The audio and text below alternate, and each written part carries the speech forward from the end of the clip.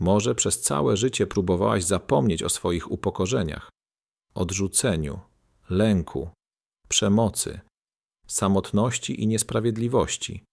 Może wstydziłaś się swoich ran, tłumiłaś złość, milczałaś, żeby przetrwać. Ale jeśli właśnie te miejsca, najbardziej bolesne, są miejscami, w których Chrystus był do ciebie najbardziej podobny, a jeśli Jezus nie stoi daleko od twojej historii, lecz przeszedł przez bardzo podobne ciemności, spróbuj więc spojrzeć na swoje życie inaczej. Nie uciekaj od tych wspomnień. Nie zasypuj ich hałasem, pracą ani pozorną siłą. Stań razem z Jezusem i zobacz, jak wiele z tego, co przeżyłaś, przypomina Jego drogę. Być może po raz pierwszy odkryjesz, że twoje cierpienie nie było jedynie chaosem i przypadkiem, ale miejscem, w którym Chrystus był bliżej ciebie, niż kiedykolwiek przypuszczałaś. Teraz zaproponuję ci konkretny krok w kierunku odnalezienia podobieństwa twojego życia do życia Chrystusa. Słuchając ich, zapisz lub pomyśl o podobnych przeżyciach z własnej historii i przekonaj się naocznie lub nausznie, że skoro krzyż Jezusa i Jego odrzucenie, jaki przeżył w życiu, otworzyło niebo, to im bardziej byłaś podobna w tym wszystkim do Niego, tym bardziej Jezus niebo otworzy i przed Tobą. Wydarzenia, które były dla Jezusa bolesne, przykre, raniące i upokarzające. Sobie przypomnij wszystko to, co w Twoim życiu zdarzyło się i było podobne do przeżyć Jezusa. Jak pamiętasz, zaraz po urodzeniu się Jezusa, Herod chciał go zabić i urządził rzeź niewinnych. Jezus cudownie uniknął śmierci. Jest o tym mowa u Mateusza w 2 rozdziale. A co ty wiesz o pierwszych chwilach swego istnienia? Czy byłaś dzieckiem oczekiwanym? Czy twojemu poczęciu nie towarzyszyły jakieś dramatyczne wydarzenia? Zaraz po kuszeniu na pustyni Jezus udał się do swojego rodzinnego miasta. W synagodze wygłosił słowo, na skutek którego mieszkańcy chcieli go strącić samej skały. Jezus został odrzucony przez najbliższych. Możesz o tym przeczytać u Łukasza w 4 rozdziale. Jak przyjęła cię twoja rodzina? Jak przyjmuje cię twoja rodzina? Jak przyjmuje cię twoje środowisko? Jak byłaś traktowana w szkole podstawowej przez wychowawców, nauczycieli, dzieci? Jak byłaś traktowana w młodości? Wielokrotnie Jezus przekraczał szabat. Faryzeusze zarzucali mu, że zachowywał się tak, jak oni sobie nie życzyli. Nie zachowywał się więc tak, jak oni sobie tego życzyli. Jest o tym mowa u Mateusza w 12 rozdziale. Nie byłaś atakowana nieustannie z tego powodu, że nie zachowywałaś się tak, jak sobie tego życzyli.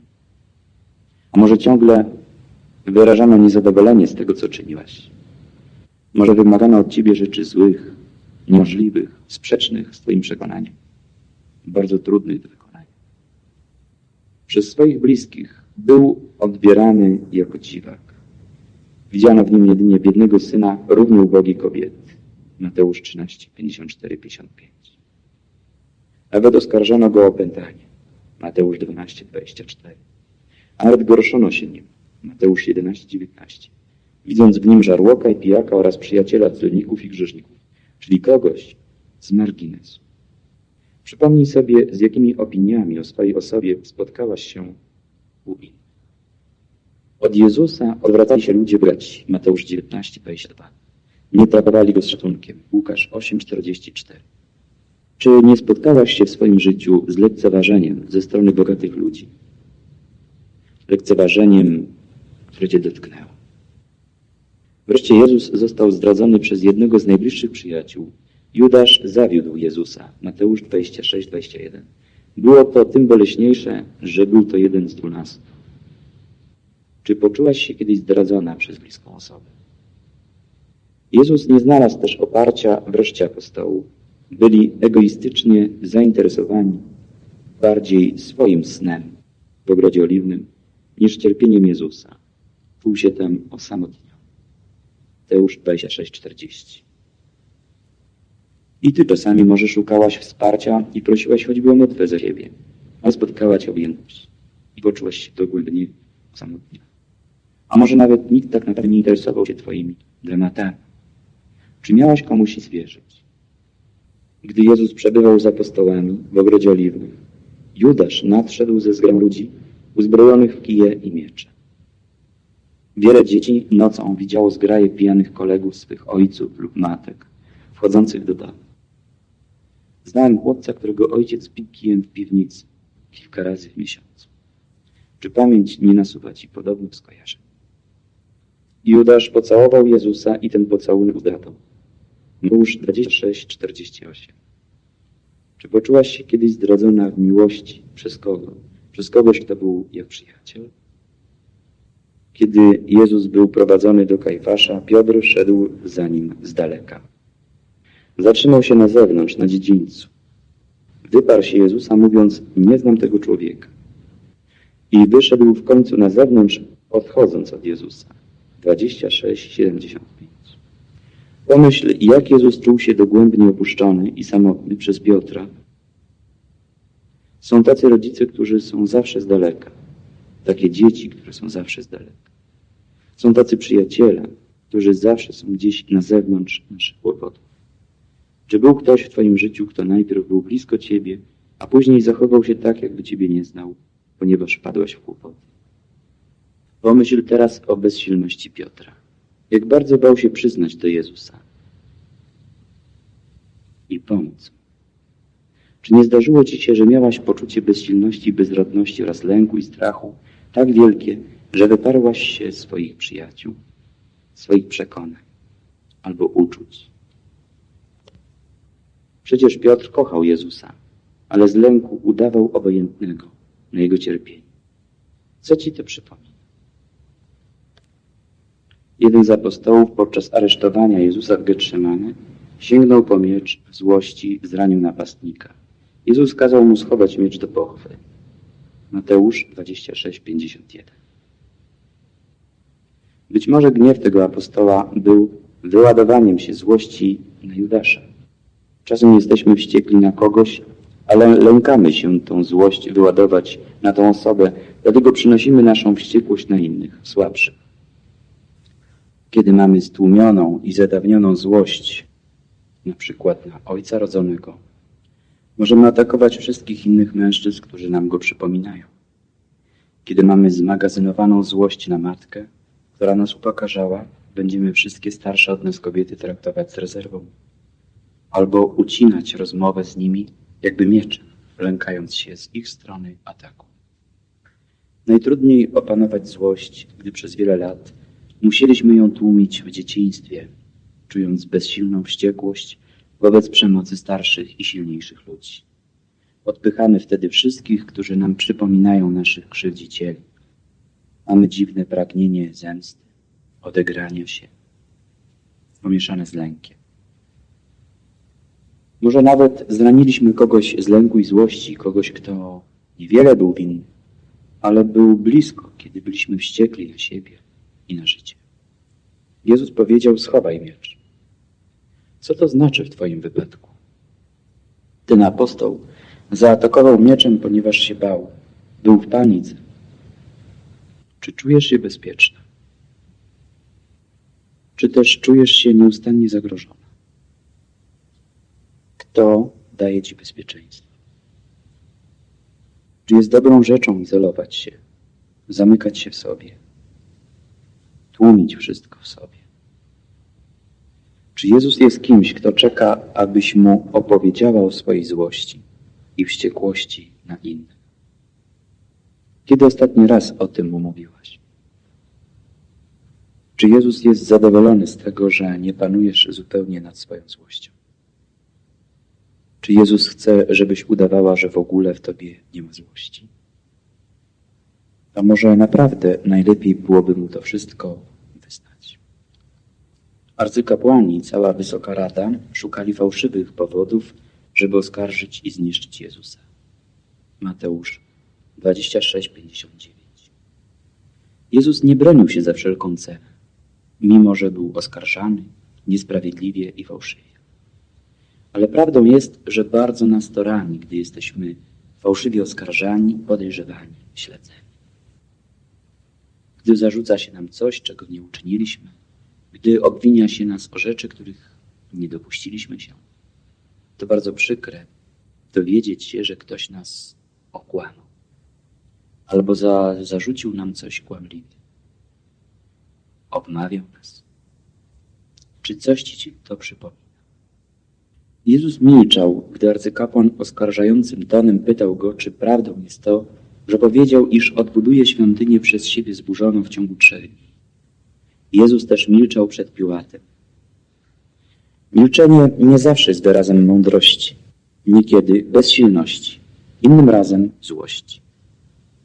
Jest wyrazem bezsilności, kiedy mówimy: nie jestem w stanie już nic powiedzieć, nikt mnie nie zrozumie. Jest wyrazem złości, gdy mówimy: jestem tak zły na tę osobę, że nie odezwę się już do niej ani słowem. Jezus milczał, bo wiedział, że tego tłumaczenia, Jego tłumaczenia, nikt nie zrozumie. Nie żywił jednak złości. My zaś milczymy z 2 powodów: ze złości i bezsilności. Potrafimy się wyłączyć i zamknąć. Dąsamy się. Stajemy się ponurze, nawet drażliwi. Trzaskamy drzwiami, ale nic nie mówimy. Kiedy ktoś spyta, co się z nami dzieje, odpowiadamy: nic się nie stało. Takie ciche godziny w końcu stają się cichymi dniami. Milczymy całymi dniami, ponieważ boimy się, że jest w nas aż tak dużo złości, że gdybyśmy zaczęli mówić, byłaby to katastrofa. Nie umielibyśmy się powstrzymać. Dlaczego jest w nas tak dużo złości? Chcemy zwykle być wtedy sami. Ale ta samotność i milczenie jest pełne niepokoju i wewnętrznych dialogów. Nie odzywamy się do kogoś, ale wewnątrz nas jest wrzask. Dlaczego? I czy takie milczenie coś rozwiąże? Ale bywa też takie milczenie, kiedy po prostu nikt nie chce nas wysłuchać albo krzykiem zmusza nas do milczenia. Czasem milczymy więc, bo nie mamy prawa się odezwać. Bo gdybyśmy się odezwali, zostalibyśmy zmiażdżeni. Wolimy więc nic się nie odzywać, niż narazić się na awanturę, kłótnię, pobicie, znieważenie, karę. Ryby i dzieci głosu nie mają. Takie słowa słyszy się nieraz w domach. Ale one brzmią również po latach. Ciągle człowiek czuje się dzieckiem i wydaje mu się, że nie ma prawa powiedzieć coś o sobie. Inni mogą robić i mówić, co chcą. My musimy milczeć. Wtedy wzbiera w nas milcząca wściekłość, która zacznie wybuchać z nas dopiero po latach i to zupełnie na innych ludzi. Jezus milczał, bo pogodził się z tym, co się z nim działo. Moc pogodzenia jest wielka. Czy pogodziłeś się ze wszystkim, co w Twoim życiu wywoływało w Tobie złość? Tak wielką, żeż milczałeś. Czy Twoje milczenie już jest milczeniem pogodzenia, a nie milczeniem złości? Czy Twoje milczenie jest pokojem, a nie niepokojem? Tylko z Jezusem możesz to uzgodnić. Tylko wpatrując się w Niego, kiedy milczał oskarżany, możesz przejąć się Jego postawą i przyjąć tę postawę do siebie. Tak jak On zgodzić się na wszystko. Kajfasz w pewnej chwili rozdarł szaty. Krzykiem oznajmił, że Jezus jest bluźniercą. Winien jest śmierci. Wówczas zaczęli pluć mu w twarz i bić go pięściami, a inni go policzkowali i szydzili. Rzeczy bolesnych i okrutnych nie da się pogrzebać w pamięci. Do dziś pamiętam te wydarzenia, kiedy byłem pobity przez 2 starszych ode mnie mężczyzn, którzy napadli na mnie i skopali mnie. Było to miesiąc przed pójściem do zakonu. Bardzo mnie to wtedy upokorzyło. Ale dziś jestem z tego dumny, że cierpiałem, ponieważ już wybrałem wtedy Jezusa. Właśnie wtedy, kiedy zdecydowałem się iść drogą Jezusa, Zostałem napadnięty i pobity. Pamiętam też, jak kiedyś w szkole podstawowej wyśmiali się i wyszydzili ze mnie koledzy z klasy, ponieważ z mojej winy przegrali pewien mecz. Czułem się winny. Dziś cieszę się, że byłem choć w takiej drobnostce podobny do Jezusa. Pamiętam, jak dwóch pijanych ludzi wyzywało mnie kiedyś na ulicy, ponieważ szedłem w habicie. Szli za mną i mnie przeklinali i szydzili. Pamiętam ich ostatnie słowa, po których dali mi spokój. Nadaje się na popiełuszkę. Dziś cieszę się, że choć trochę miałem udziału w męce Chrystusa. Wstydzę się tylko tego, że kilka razy w życiu obwiniłem poważnie inne osoby, sprawiając im wielki ból. Ja też dokuczałem. Szydziłem, plułem, biłem. Jako dziecko, jako młody człowiek. Wstydzę się tego, ale wierzę, że Jezus mi to przebaczy, gdyż nie umiałem pomyśleć w sobie stłumionej złości, którą połykałem ze śliną po licznych, trudnych awanturach w domu. Mój ojciec był alkoholikiem. Wybaczyłem mu, bo wiem, że sam był skrzywdzony. Ale wiele razy przeżywałem mały Oświęcim w domu. A był zwyczaj, że na każde święto namiestnik uwalniał jednego więźnia, którego chcieli. Trzymano zaś wtedy znacznego więźnia imieniem Barabasz. Tymczasem arcykapłani starsi namówili tłumy, żeby prosiły o Barabasza, a domagały się śmierci Jezusa. Mateusz 27, 15-20. Pamiętam, jak kiedyś wszyscy moi koledzy obrazili się na mnie i odrzucili mnie. Byłem z biednej rodziny, a oni z bogatszych. Namówili się przeciwko mnie. Było mi przykro i bałem się wyjść z domu, bo mnie znienawidzili. Wiele razy przeżywałem takie chwile, w których wszyscy byli przeciwko mnie i namawiali się, aby mi dokuczyć lub wyrządzić jakąś krzywdę. Ale później i ja tak czyniłem. A nawet broniłem złych, a oskarżałem prawych ludzi. Pamiętam też, jak ojciec mojego kolegi z dzieciństwa bił własne dzieci, a obcym kupował cukierki. Pamiętam wiele niesprawiedliwych wydarzeń, w których byłem osądzony o czyjeś błędy lub grzechy i nie umiałem się obronić. A ty?